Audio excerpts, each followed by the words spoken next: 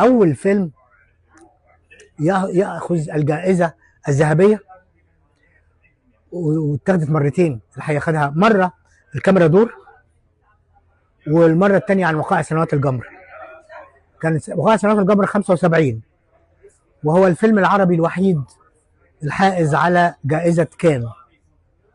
وانا اتمنى انه المره الجايه لما نسجل في نهايه المهرجان ما نقولش الفيلم العربي الوحيد، يبقى في اكتر من فيلم عربي كمان نال جائزه السعفه الذهبيه.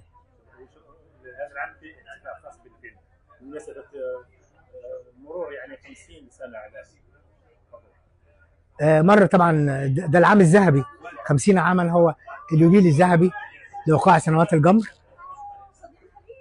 وفخر لينا كلنا كعرب انه نلنا الجائزه الذهبيه. صحيح كان في جوائز كثيره خدناها بين الحين والاخر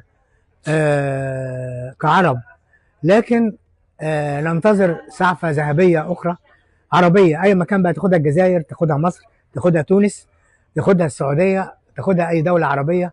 كل ده فخر لينا كلنا.